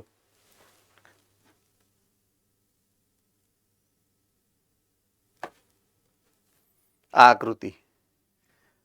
આકૃતિ, તો કોષમાં વૃદ્ધિ શું કામ થઈ? જો અહીંયા મેં એરા એટલે જ મૂક્યા છે. અહીંયા બહારથી અંદર ગયું, કોણ ગયું? દ્રવ્યો, પાણી પ્લસ પોષક દ્રવ્યો. એટલે પાણી અંદર કોષ રસમાં વધારો થયો કે નહીં? થમ્સઅપ કરો જોઈએ. તો એમ કહેવાય ને કે આ કોષનું કદ એટલે કે વૃદ્ધિ થઈ. તો કોષીય ક્ષેત્રે વૃદ્ધિ એટલે શું? તો કે અંદર, કોષની અંદર કોષ રસમાં થતો વધારો, એ પછી G1 હોય કે G2 અવસ્થા હોય. બરાબર છે? એટલે એ શબ્દ અહીંયા લખેલો છે અહીંયા કે કોષીય સ્તરે વૃદ્ધિ શું છે? કોષ રસની માત્રામાં થતો વધારો છે. બરાબર છે? અહીંયા કોષીય સ્તરે વૃદ્ધિનું ડાયરેક્ટ સીધું માપન શક્ય નથી, મુશ્કેલ છે. બરાબર છે? શું કામ? એ કોષરસના પ્રમાણ ઉપર આધારિત છે. કોષરસનું પ્રમાણ તો કે પર્યાવરણ ઉપર આધારિત છે. એટલે એક હરખી વૃદ્ધિ ક્યારેય ન થાય. બરાબર છે? એટલે સૈદ્ધાંતિક રીતે વૃદ્ધિનું સીધું માપન કોષીય સ્તરે શક્ય નથી. એક કોષની વૃદ્ધિ અને બીજા કોષની વૃદ્ધિ એક સરખી ન હોય. જો હવે આનો અર્થ શું કહે છે, શું થાય એ તમે સમજાવું. આખા શરીર વનસ્પતિ દેહમાં સૌથી છેલ્લામાં છેલ્લો કોષ હશે અને સૌથી ઊંચામાં ઊંચો કોષ, બેયની હરખી વૃદ્ધિ ન થાય. સમજાય છે? એટલે કોષીય સ્તરે તમે ઇન્ડિવિજ્યુઅલ કોષને ધ્યાનમાં લઈ અને વૃદ્ધિનું માપન કરી શકતા નથી. એટલે તોય છતાં વૃદ્ધિનું માપન તો કરવું જ છે તમારે. તમારો હેતુ વૃદ્ધિને માપન કરવાનો જ છે. તો ડાયરેક્ટલી તમે જ્યારે નથી કરી શકતા તો તમારે બીજી પદ્ધતિઓ વાપરવી પડે, અન્ય માપદંડોનો ઉપયોગ કરવો પડે. ડાયરેક્ટ તમે એનો કદની કે સંખ્યાની ડાયરેક્ટ ગણતરી તમે કેમ કરો? દાખલા તરીકે કોઈ એક આટલું ફળ હતું નાનું, હવે એ ફળ પરિપક્વ થયું, અવડું મોટું થઈ ગયું, તો કોષની સંખ્યા કેમ ગણવા બેહવી? તમારે ગણી શકો? ન ગણી શકાય. સમજાય છે? તો કોષની સંખ્યા તમે ડાયરેક્ટલી તો ગણી નથી શકતા. એટલે સીધું તમે કેવી રીતના માપન કરી શકો? તો ફળને તમે કઈ રીતના માપો છો? શાક માર્કેટમાં દાખલા તરીકે શાક લેવા ગયા, બરાબર છે, અને જામફળ લેવા છે, તો જામફળને કઈ રીતે લઈ શકો તમે? વજન. રાઈટ? એટલે વિવિધ માપદંડો, અન્ય માપદંડોનો ઉપયોગ કરવો પડે. આવી રહ્યું જુઓ, સૌથી પહેલું જ અહીંયાથી શરૂઆત કરી, વજન, સામાન્ય વજન. બરાબર છે? તો અલગ અલગ માપદંડ, દાખલા તરીકે સામાન્ય વજન, ઓર બીજો ઓપ્શન છે શુષ્ક વજન.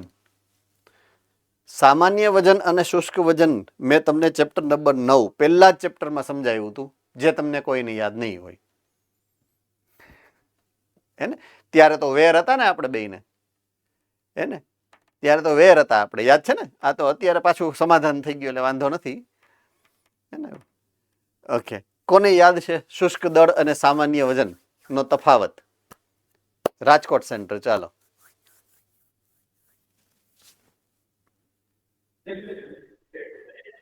Hello sir.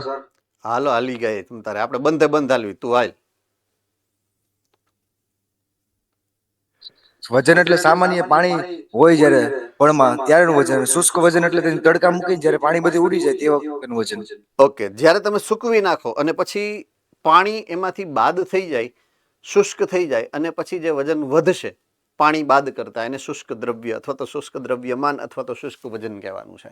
તો સામાન્ય વજન અને શુષ્ક વજન આ બે પેરામીટર વજનના પેરામીટર છે. પછી જુઓ ત્રીજા નંબરનું પેરામીટર ક્ષેત્રફળ. ક્ષેત્રફળનો વધારો ઈ પર્ણને માપો. પર્ણનું ક્ષેત્રફળ પહેલા આટલું હતું, હવે આટલું થયું. તો પર્ણનું કદ જે છે એ ક્ષેત્રફળના હિસાબે મપાય. પછી કદ, દાખલા કે ફળ પહેલા નાનું હતું, હવે મોટું થઈ ગયું. જેમ વજનમાં માપી શકો એમ કદમાં પણ માપી શકો. બરાબર છે. અને કોષની સંખ્યા, હવે ફળની અંદર કોષની સંખ્યા ગણી ન શકો, બરાબર છે, પણ એક જગ્યાએ ગણી શકો. જુઓ હું તમને સમજાવું, જે સમજેલું છે એ સમજાવું. જુઓ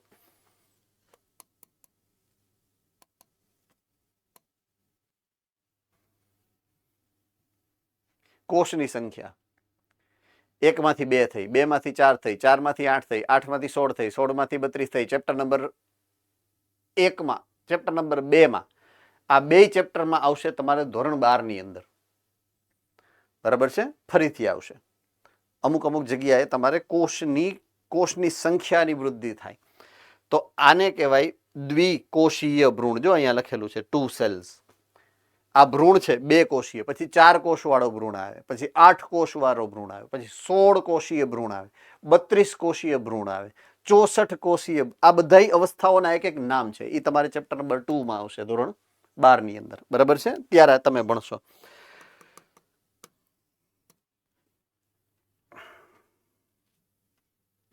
તો કોષની સંખ્યા દરમિયાન એનો વધારો પણ અમુક જગ્યાએ તમે કન્સિડર કરો છો, ધ્યાનમાં લ્યો છો અને વૃદ્ધિનું માપન કરો છો. બરાબર છે. એટલે જ્યાં જેવી જરૂરિયાત હશે ત્યાં એવા અન્ય માપદંડોનો સહારો લઈ અને વૃદ્ધિનું માપન થઈ શકે. ઉદાહરણો આપ્યા છે અહીંયા ઘણા બધા. જો એક ઉદાહરણ અહીં આપ્યું છે, મકાઈનું મૂલાગ્ર. મૂળના આગળના વિસ્તાર, મૂલાગ્ર, એના વર્ધમાન પેશીનો કોષ 1 કલાકે, સિંગલ કોષો, એક જ કોષ, 1 કલાકમાં 17,500 અથવા તો એનાથી પણ વધારે નવા કોષ વિભાજન દ્વારા બનાવી શકે. કન્ટિન્યુઅસ વિભાજન કરે. વર્ધમાન પેશી, મૂલાગ્રની વર્ધમાન પેશી સંખ્યામાં વૃદ્ધિ. આ છે કોષની સંખ્યાની વૃદ્ધિ. એનું ઉદાહરણ છે. જો કયું ઉદાહરણ શેનું છે એ તમને ખ્યાલ હોવી જોઈએ. મકાઈના મૂલાગ્રની વર્ધમાન પેશીનો એક કોષ 1 કલાકમાં 17,500 કે એનાથી વધારે નવા કોષો ઉમેરે તો એ સંખ્યાની વૃદ્ધિ છે. કોષની સંખ્યાની વૃદ્ધિનું ઉદાહરણ છે એ. બરાબર છે. તો પ્રશ્ન એવો પૂછાય કે નીચેનામાંથી કયું કોષની સંખ્યાની વૃદ્ધિનું શું કહેવાય નિર્દેશન કરે છે. પછી 4 ઓપ્શનમાં એક આ હોય.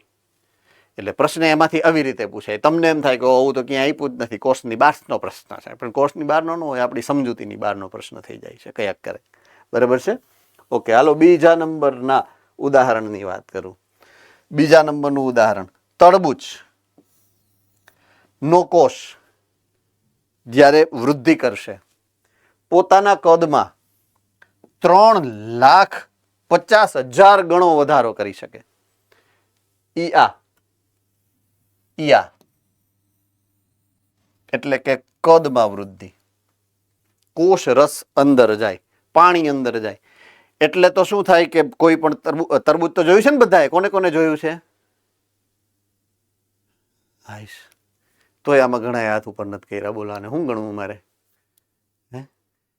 એમાં છરી તમે આમ કરો ને, છરી ગમે એટલું પ્રેમથી આમ છરી ફેરવો ને તોય નીચે પાણી તો પડે જ. ઈયા જેટલા કોષો કપાય ને એ કોષનું 3.5 લાખ ગણું જે પાણી હોય ને બહાર નીકળે. તમે જે કાપ્યું એ કોષને જ કાપ્યા છે ને, જેટલા કોષો કપાય એના પાણી બહાર ઢોળાઈ જાય. એક કોષ પોતાની મૂળ કોષરસ છે બહેનો હોય ત્યારે જે મૂળ કોષરસ છે એના કરતા 3.5 લાખ ગણો મોટો થઈ જાય એટલો કોષરસ અંદર ભરે, એટલો મોટો થઈ જાય. એટલી જે કદની છે વૃદ્ધિ કરે છે. બરાબર છે. તો પહેલું ઉદાહરણ શું હતું? કોષની સંખ્યા એની વૃદ્ધિને પ્રસ્તુત કરે છે. અને બીજું ઉદાહરણ છે કોષના કદની વૃદ્ધિને અભિવ્યક્ત કરે છે. ઓકે, હવે લંબાઈની વૃદ્ધિનું એક ઉદાહરણ છે, જુઓ આ ત્રીજું ઉદાહરણ. પરાગનલિકાની વૃદ્ધિ લંબાઈને અનુલક્ષીને માપી શકાય. લંબાઈની વૃદ્ધિ, બરાબર છે. હવે પરાગનલિકા કોને કહેવાય? કોને ખબર છે પરાગનલિકા એટલે શું? જુનાગઢ સેન્ટર.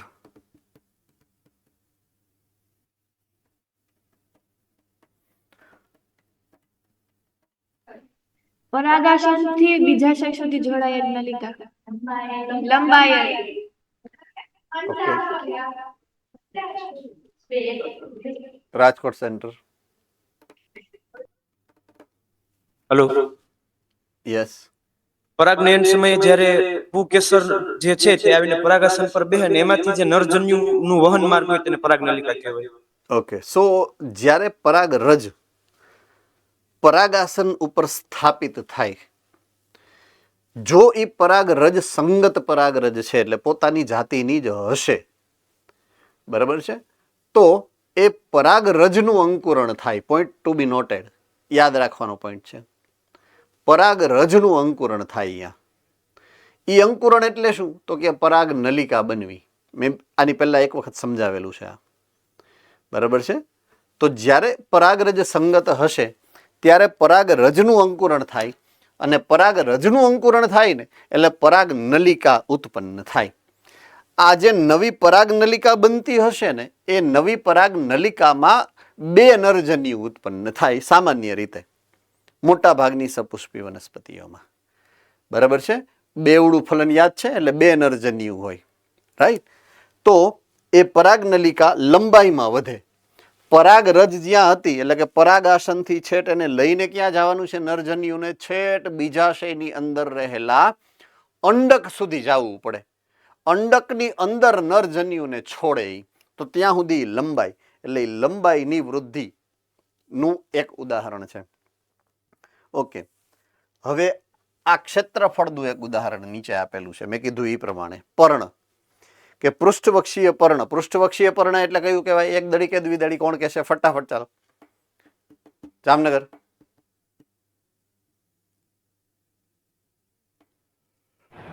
દ્વિદડી પર્ણ, રાઈટ. પૃષ્ઠવક્ષીય પર્ણ તેની સપાટીના ક્ષેત્રફળમાં જ્યારે વધારો કરે છે તો એ પણ એક પ્રકારની એટલે કે ક્ષેત્રફળની વૃદ્ધિને દર્શાવે છે.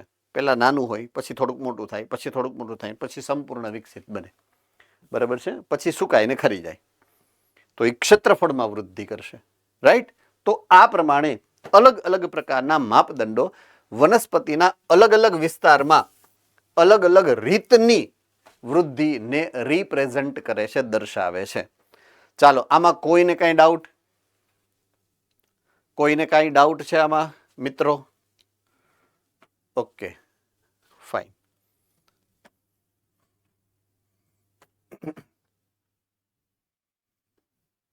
Repeat point.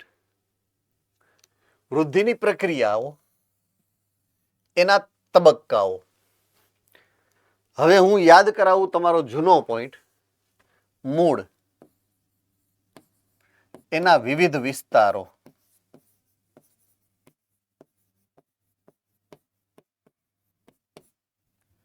તો સૌથી નીચે સૌથી પહેલો જે વિસ્તાર હતો, પહેલો વિસ્તાર, એને શું નામ આપ્યું હતું આપણે? હા સર. સર, તમે તરબૂચમાં કીધું કે પોતાના કદમાં 3.5 લાખ ગણો વધારો કરે તો એક કદમાં 1 મિનિટમાં કુલ જ્યારે આખું પરિપક્વન થઈ જાય ત્યારે લગભગ તમે માનો ને કે 15 થી 20 દિવસ. જ્યારે તરબૂચ કાચું હોય નાનું અને પૂર્ણ રીતે પરિપક્વ બનીને મોટું થાય એટલો સમયગાળો લગભગ 20 થી 25 દિવસ ગણી શકાય તમે. હાજી સર, તો એને કાપી નહીં તો વધારે વૃદ્ધિ કર્યા સુધી થઈ જાય ને? ના, આપણામાં એવું થાય? આપણામાં એવું થાય? વૈધ જ જાય હે ને? વનસ્પતિમાં ન થાય. વનસ્પતિમાં એવું થોડું થાય કે ઉપર ચડે જ જાય, ચડે છે આકાશને આંબી જાય, એવું થાય છે હે ને? એટલે એક ભલે વૃદ્ધિ પરિમિત હોય કે અપરિમિત હોય, એની મર્યાદા તો છતાં પણ હશે. લીમડાનો ઝાડ છે તો લીમડાનું ઝાડની અમુક મર્યાદા છે જ. આસોપાલવનું ઝાડ છે તો આસોપાલવની ઝાડની એક મર્યાદા છે જ. દાખલા તરીકે તુલસી ક્ષુપ છે તો એની અમુક મર્યાદા છે, એનાથી વધારે એનું ઝાડું ઉપર ન જાય એમ. Right. I hope I am very clear about it. તમને પ્રોપરલી સમજાય છે હું જે કહું છું એ, બરાબર છે? ટૂંકમાં 3.5 લાખથી વધારે ન થાય, પછી એવરેજ 3.5 લાખ જ થાય, એનાથી વધારે નહીં થાય એમ. રેડી? ઓકે. હેલો સર, હા, આ જે સંખ્યા છે એ કેવી રીતના શ્રેણી વિશે? કઈ સંખ્યા? આ જે તરબૂચની ને મકાઈના મૂળાગ્રની ને જે કોષોની સંખ્યા કીધી, હા, એ કેવી રીતે? જો દાખલા તરીકે મૂળ છે, મૂળનું મૂલાગ્ર હોય તો મૂળના મૂલાગ્રના કોઈ પણ ભાગ હોય એને હું ક્રશ કરું એટલે દબાવું એટલે કોષ અલગ થઈ જાય. એમાંથી કોઈ પણ એક કોષને હું અલગ કરી શકું કે ન કરી શકું? યસ ઓર નો? આમ કરી શકો તમે, એટલે મને ખબર પડી જાય તમે સમજો છો એમ, બરાબર છે? દાખલા તરીકે મૂળ છે, મૂળનો જે સોફ્ટ પાર્ટ છે આગળનો મૂલાગ્ર, એને મેં અલગ કર્યો, કાચની પ્લેટ ઉપર મૂક્યો અને પછી માથે આમ દબાવું એટલે એ જે કોષો છે એ કોષો એકબીજાથી છૂટા પડી જાય. ટૂંકમાં એમાંથી હું એક કોષ અલગ કરી શકું સરળતાથી. ટેકનિકલી અત્યારે આપણે ઘણું બધું કરી શકીએ છીએ, અને આ તો આમાં ટેકનોલોજી ક્યાંય છે જ નહીં, હાવ હેલી પ્રક્રિયા છે. એક કોષ મેં અલગ કર્યો એમાંથી, કોષના સમૂહમાંથી, અને એ કોષને હું સંવર્ધન માધ્યમમાં રાખી દઉં. એ સંવર્ધન માધ્યમમાં હું એવું રસાયણ નાખું કે જે કોષ વિભાજન પ્રેરે, એટલે કોષ વિભાજન કરવાનું શરૂઆત કરે. આટલું સમજાય? યસ ઓર નો? કયા સેન્ટરનો ક્વેશ્ચન હતો?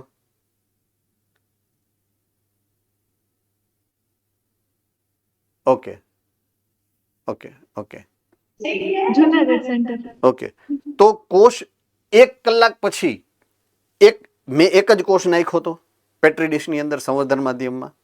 પછી 1 કલાક પછી એનું સાપેક્ષ ગણતરી થાય કે આટલા બાય આટલા વિસ્તારમાં આટલા કોષ થયા, તો કુલ વિસ્તાર ક્ષેત્રફળ આટલું છે તો એમાં આટલા કોષ થઈ શકે, એવરેજ કાઢી હોય, બરાબર છે? એટલે કુલ સંખ્યા 1 કોષ 2 કોષ એમ ન ગણ્યા હોય, પણ એને સાપેક્ષ રીતે ગણેલા હોય.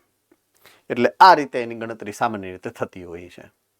અને કદની તો સરળતાથી થઈ જ શકે ને, કે કદ આટલું હોય એમ, કે પેલા આટલું હતું હવે આટલું થઈ ગયું. એ તો એનું મેઝરમેન્ટ એ તો સીધી જ સાપેક્ષ નહીં, પ્રત્યક્ષ ગણતરી કરી હોય એમ કોષના કદની.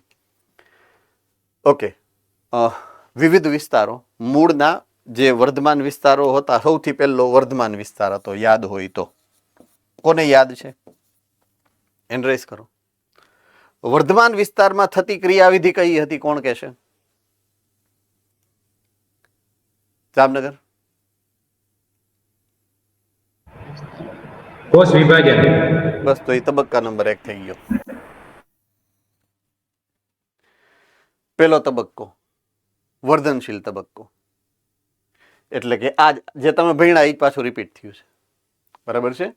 કે વૃદ્ધિના સમયગાળાને, બરાબર છે, વૃદ્ધિના સમયગાળાને સામાન્ય રીતે 3 તબક્કામાં વિભાજિત કર્યા: વર્ધમાન, વિસ્તરણ, પરિપક્વન. Same to same? Yes or no? બરાબર છે? પહેલો કોણ? વર્ધમાન. તો મૂળની ટોચ અથવા તો પ્રરોહની ટોચ, બંને જગ્યાએ સેમ ટુ સેમ નિયમ લાગુ પડે, બરાબર છે? આ કોષો સતત વિભાજન પામે. આવા કોષો એટલે કે વર્ધમાન કોષો, એની લાક્ષણિકતા જીવરસથી ભરપૂર છે, મોટું અને સ્પષ્ટ કોષ કેન્દ્ર ધરાવતા હોય છે. આ મેં પહેલાં કીધું હતું, આ આઈએમપી ક્વેશ્ચન છે. આ છે વર્ધમાન પેશીના કોષોની લાક્ષણિકતાઓ.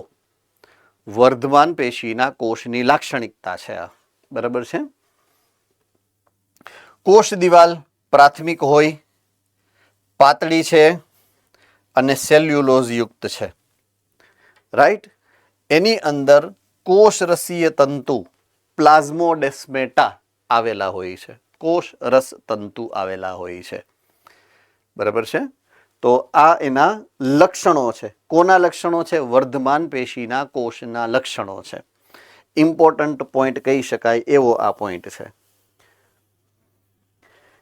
આની લાક્ષણિકતા શું છે? વર્ધમાન પેશીના કોષની સતત વિભાજન પામે છે. આપણે આ વિભાજન, બરાબર છે? તો સૌથી પહેલો તબક્કો વિભાજન તબક્કો થઈ ગયો તમારો. બરાબર છે? ઓકે, તબક્કા નંબર 2 ની વાત કરીએ આપણે, એટલે કે આ તબક્કો બીજો. વિસ્તરણ પ્રદેશની અંદર જે ઘટનાક્રમ થાય એ બીજો તબક્કો છે. તો અહીંયા શું થાય? Yes, Jamnagar again. કોષીય વૃદ્ધિ. ગુડ, કોષીય વૃદ્ધિ થાય. શું થાય? કોષીય વૃદ્ધિ. તો જયા લે, કોષો મોટા કદની રસધાની બનાવે. રાઈટ? કોષમાં રસધાની હોતી નથી. વનસ્પતિ કોષ રસધાની કયા તબક્કા દરમિયાન બનાવે, વિકસાવે, ઉત્પન્ન કરે? એનો જવાબ આ છે, વિસ્તરણ પ્રદેશ. વૃદ્ધિના વિસ્તરણ તબક્કામાં રસધાનીનો વિકાસ થાય. બહારની બાજુએથી પાણીનું શોષણ કરે, કદ વધારે, એટલે જે વૃદ્ધિ થાય એ દરમિયાન આજુબાજુમાંથી દ્રવ્યનું શોષણ કરી અને વૃદ્ધિ કરે. એટલે એ દ્રવ્યમાં પાણી પણ છે અને દ્રવ્યો પણ છે. તો પાણીનું શોષણ કરી અને ક્યાં નાખશે? ઈ જો કોષરસમાં મુક્ત કરી દઈએ પાણી તો કોષરસ મંદ થઈ જાય બચાડો. એટલે શું કરે? પાણીને અલગ જગ્યાએ સ્ટોર કરવું પડે. એટલે ટાંકી અલગ બનાવે, પાણીની ટોકી અલગ બને ભાઈ. વાહ, એ જે પાણીની ટોકી બની ને ભાઈ એને કહેવાય રસધાની. અંદર રસધાની પછી બને. વાહ, ખબર પડી ગઈ બધાને? ચાલો, ઓકે. સો કોષની અંદર વનસ્પતિ કોષોમાં રસધાનીનો વિકાસ થાય, કોષોનું વિસ્તરણ થાય અને નવી કોષ દિવાલ બને જરૂર પડે એ પ્રમાણે. બરાબર છે? તો વિસ્તરણ પ્રદેશની અંદર આ ઘટના બને, એટલે કે કોષોની વૃદ્ધિ થાય. ત્રીજું, પરિપક્વન તબક્કો. પરિપક્વન તબક્કામાં વૃદ્ધિની ત્રીજી અવસ્થા આવે. બરાબર છે? ત્રીજો તબક્કો આવે વૃદ્ધિનો. તો એમાં શું થાય? કોને યાદ છે? Junagadh centre, Junagadh centre, Junagadh centre. ચાલો ફટાફટ. કોષો વિભેદિત. ગુડ, કોષો વિભેદિત થાય. મતલબ કાં તો એ મૃદુતકી બનશે, કાં તો એ સ્થૂલ કોણક બનશે, ને કાં તો જરૂર પડશે તો દ્રઢોતક બનશે. એટલે એ બધું અહીંયા લખેલું છે. જુઓ, અગ્રસ્ત વર્ધમાન પેશીથી એ દૂર થાય. ક્યાં જાય? પહેલા વિસ્તરણ પ્રદેશમાં, પછી વિસ્તરણ પ્રદેશથી આગળ જાય ખૂબ નજીક, એટલે કે એના પછી તરત જ એની બિલકુલ નીચે આવેલ પ્રદેશ છે આ, એટલે આ ત્રીજો પ્રદેશ. આ પ્રદેશમાં આવેલ કોષો તેનું અંતિમ કદ પ્રાપ્ત કરે છે, એટલે કે વિભેદન પામે છે. આ શબ્દનો અર્થ એવો કે વિભેદન પામે છે, એનું છેલ્લું સ્વરૂપ એ પ્રાપ્ત કરે. બરાબર છે? અંતિમ કદ પ્રાપ્ત કરે છે. તેઓની કોષ દિવાલ જાડી બને અને એને જરૂરી છે એટલો બધો જ જીવરસ એમાં ઉત્પન્ન થાય, એટલે કે વિભેદન કરશે. બરાબર છે? ઓકે. અહીંયા આ જે આકૃતિ છે, આ જે આકૃતિ તમને દર્શાવી છે, બરાબર છે, એ લંબાઈમાં થતી વૃદ્ધિનું પ્રતિનિધિત્વ કરે છે. બરાબર છે? ખાસ મૂળની વૃદ્ધિ છે, એટલે મૂળના 3 વિસ્તારોની વાત કરી છે. રાઈટ? એમાં સૌથી પહેલો, એટલે કે આ રિજિયન એ જે છે ને, એ પ્રથમ તબક્કો છે, એટલે કે વર્ધમાન. બરાબર છે? આ છેલ્લો તબક્કો છે, એ છે પરિપક્વન. અને વચ્ચેનો જે તબક્કો છે એ છે વિસ્તરણ. તો લંબાઈ અહીંયા જ વધે છે, એનો આ પ્રયોગ છે. એકચ્યુઅલમાં ટેકનિકલી જોવા જઈએ ને તો એણે શું કર્યું છે? જુઓ, કોઈ એક એ સમયે એને અહીંયા આ 1 2 એવી રીતે લીટા પાડ્યા છે. જો અહીંયા લીટા પાડ્યા છે. કેટલા લીટા છે? 1 2 3 4 5 6 7 ને 8 લીટા છે. જુઓ તો, એ થી લઈ અને જી સુધીના લીટા છે. જુઓ તમારી આકૃતિમાં જુઓ તો. બરાબર છે? એ સમયે થોડીક વાર પછી, એ કદાચ અઠવાડિયા પછી કે 2 દી પછી, એટલે કે સમય બી સમયે એ પાછું એ જે લીટા છે એમને રાખી અને પાછું માપ્યું તો તમે જુઓ એ છે ને એ થી બી, બી થી સી, સી થી ડી, ડી થી ઈ, તમે જેમ જેમ ઉપર જાઓ ને એમ લંબાઈમાં ઓછો, એટલે લંબાઈમાં વધારો ક્યાં છે? અહીંયા જોવો જોઈ દેખાણું વચ્ચેનો જે ભાગ છે એટલે કે બી થી લઈ અને ઈ સુધી આ ક્ષેત્ર એવું છે કે જેમાં લંબાઈમાં વધારો તમને દેખાશે. જુઓ તો દેખાણો. તો ઈ પ્રદેશ છે ને એ વિસ્તરણ પ્રદેશ છે. એનો આ પ્રાયોગિક નમૂનો છે. વિસ્તરણ પ્રદેશ સમજાવતી આ પ્રાયોગિક સાબિતી છે. એટલે આ નીચેનો પ્રદેશ વર્ધમાન પ્રદેશ છે, આ બીજો વિસ્તરણ પ્રદેશ છે અને આ પરિપક્વન પ્રદેશ છે. એટલે ટેકનિકલી આ આકૃતિની અંદર તમારે આટલું સમજવાનું છે એમ.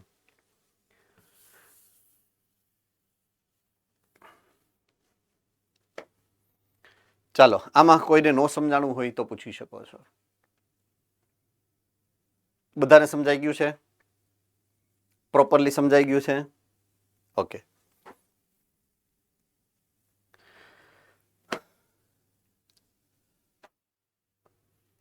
હવે એક ઇમ્પોર્ટન્ટ પોઈન્ટ આવ્યો છે જેને કહેવાય વૃદ્ધિ દર. દર શબ્દ આવ્યો એટલે એકમ સમયે લાગુ પડે. એકમ સમયે કેટલી વૃદ્ધિ થાય એ કદમાં હોય કે સંખ્યામાં હોય. બરાબર છે. દાખલા તરીકે 1 મિનિટની અંદર કેટલી વૃદ્ધિ થાય, 1 કલાકમાં કેટલી વૃદ્ધિ થાય, 1 દિવસમાં કેટલી વૃદ્ધિ થાય, 1 અઠવાડિયામાં કેટલી વૃદ્ધિ થાય.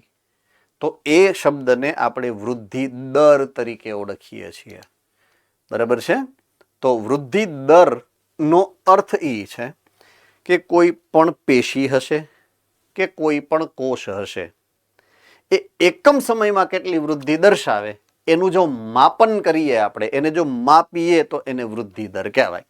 તો સામાન્ય વ્યાખ્યા સમજીએ એની. પ્રતિ એકમ સમય થતા વૃદ્ધિના વધારાને વૃદ્ધિ દર કહેવાય. એકમ સમયમાં થતી વૃદ્ધિ એટલે વૃદ્ધિ દર. બરાબર છે.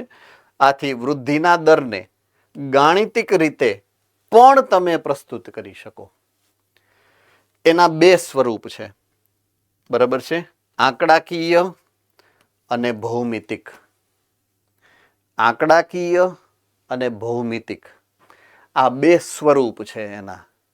બરાબર છે. મેથેમેટિકલ રિપ્રેઝન્ટેશન એનું થાય. ગાણિતિક રીતે તમે એને એટલે કે ગ્રાફ બનાવીને તમે રજૂ કરી શકો. કહેવાનો મતલબ એવો છે. એની ગ્રાફિકલ રિપ્રેઝન્ટેશન કરી શકો તમે. 2 સ્વરૂપ છે. એક છે ન્યુમરિકલ એટલે કે આંકડાકીય. બરાબર છે. અને બીજો છે ભૌમિતિક જીઓમેટ્રિક. તો એક એરિથમેટિક છે અને એક જીઓમેટ્રિક છે. આ છે આંકડાકીય અને આ છે ભૌમિતિક. 2 પ્રકારનું એનું રિપ્રેઝન્ટેશન હોઈ શકે. એક જ વનસ્પતિમાં 2 પ્રકારની વૃદ્ધિ થતી હોય છે. રેડી? ક્યાં કેવી વૃદ્ધિ થાય એ સમજીએ આપણે. આઈ રિપીટ, ક્યાં કેવી વૃદ્ધિ થાય એ સમજીએ આપણે.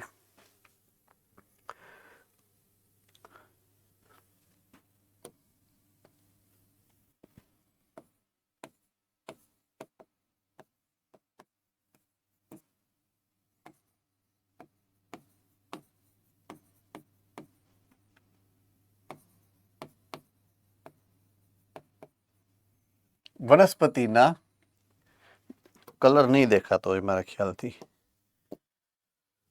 જીવન ચક્રની શરૂઆત જે તબક્કાથી થાય એ તબક્કાને હું કહું છું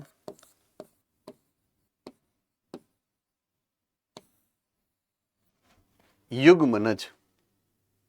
સિંગલ એક કોષીય સંરચના છે. હેન્ડ રેઇઝ કરો જોઈએ. ઓકે. આ યુગ્મનજ એક કોષીય સંરચના છે. હવે પોઈન્ટ સમજવાનો છે તમારે.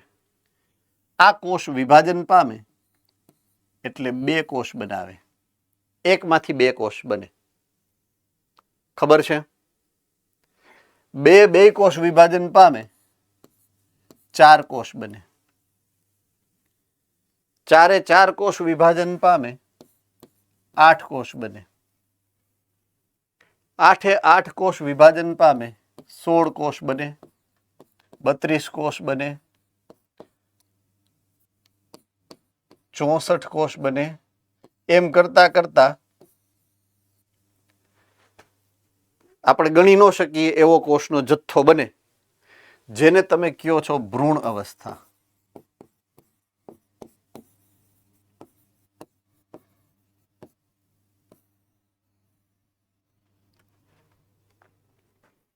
ચાલો, આમાં કોઈને નો સમજણ પડી હોય એવી કઈ વાત? બધાને ખબર પડી ગઈ? ઓકે. ભ્રૂણ અવસ્થાએ એની પાસે બે પ્રકારની વર્ધમાન પેશી છે. એક છે ભ્રૂણાગ્ર અને એક છે મૂલાગ્ર અથવા તો ભ્રૂણ મૂળ.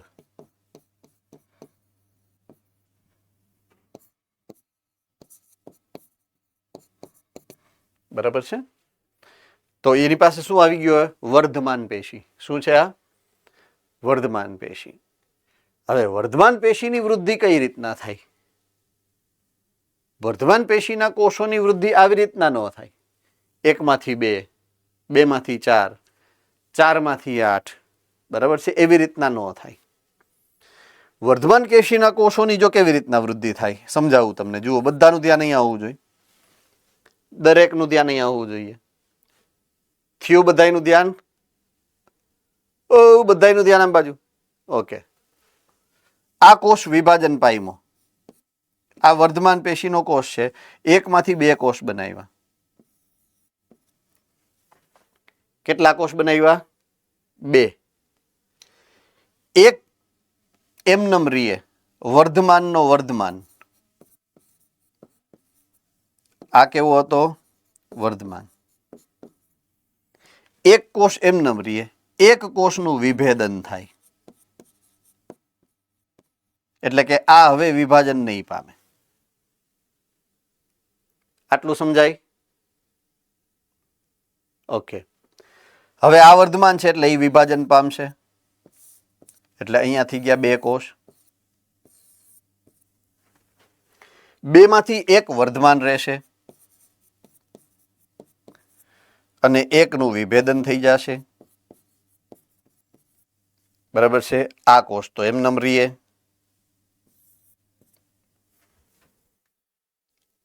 હવે એના પછીના તબક્કામાં આ કોષ વિભાજન પામશે. એટલે કે 1 વર્ધમાન રીએ, 1 નું વિભેદન થાય. આ 2 વિભેદિત કોષો તો હતા જ એની પાસે. બરાબર છે? તો હવે આ લાઈન કરો તો કેમ થાય? પહેલા કેટલા કોષ હતા? 1. પછી કેટલા થયા? 2. પછીના વિભાજનમાં કેટલા થયા? 3. પછીના વિભાજન કેટલા થયા? 4. આ રીતના આમ થાય.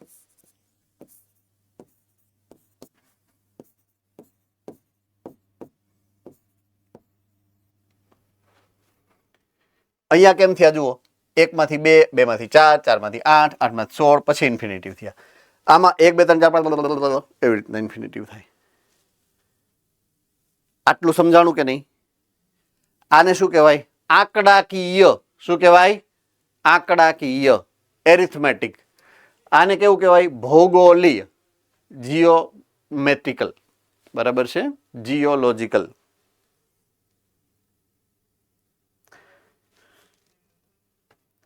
આવી રહ્યું. હવે જુઓ આ આકૃતિ મેં જે તમને સમજાવી 2 રીતે. આ પણ ઈ જ છે, આ પણ ઈ જ છે. યુગ્મ જ હતો. પેલા સિંગલ કોષ હતો. જો આ સિંગલ કોષ છે. કલર બદલાવું.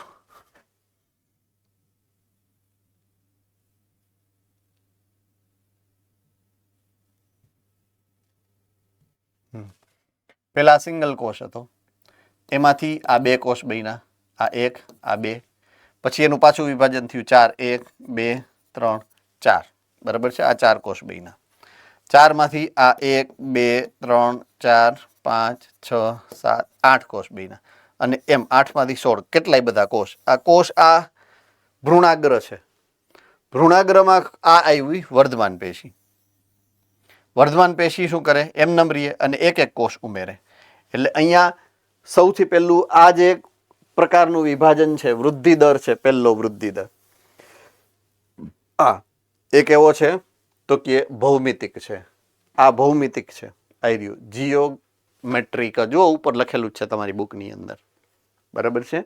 અને અહીંયા જે છે આ વર્ધમાન પેશી, એમાં અહીંયા લખેલું હશે જો એરિથમેટિક, એટલે કે આંકડાકીય વૃદ્ધિ દર. એ જ વસ્તુ અહીંયા દર્શાવી છે. જુઓ, આ જે છે ને એ ભ્રૂણની વૃદ્ધિ છે. 1 માંથી 2, 2 માં 4, 4 માંથી 8, 8 માં 16, 16 માંથી 32, બરાબર છે. અને આ જે છે ને એ વર્ધમાન પેશીના કોષની છે. 1 માંથી 2, 2 માં 3, 3 માંથી 4, 4 માંથી 5, 5 માંથી 6. જુઓ જોઈએ, આકૃતિમાં જુઓ જોઈએ, પરફેક્ટલી મળી જાય છે હું મેં જે કીધું એ. રેડી? Okay, good. તો હવે આમાં કોઈને કઈ મુશ્કેલી આકૃતિ સમજવામાં? આ આકૃતિ સમજવામાં કોઈને કઈ મુશ્કેલી? Okay, fine. સો આજનું ડિસ્કશન આપણે અહીંયા પૂરું કરીએ. 4 વાગી ચૂક્યા છે. આગળનું ડિસ્કશન એટલે કે આંકડાકીય અને ભૌમિતિકનો ગ્રાફ કઈ રીતે બનાવવો, એના સૂત્ર સમીકરણની જ્યારે વાત આવશે, એ બધું આપણે આલેખની વાત 2 પ્રકારની એ આના પછીના લેક્ચરમાં સમજશું. Ready? So enjoy your time. Revise કરજો ઘરે જઈને આરામથી, સરસ મજાનું. મેં એક હોમવર્ક આપ્યું છે તમને, ઓલો અસ્તર ગોતવાનું, ઈ ગોતી લેજો, બરાબર છે. Have a nice time.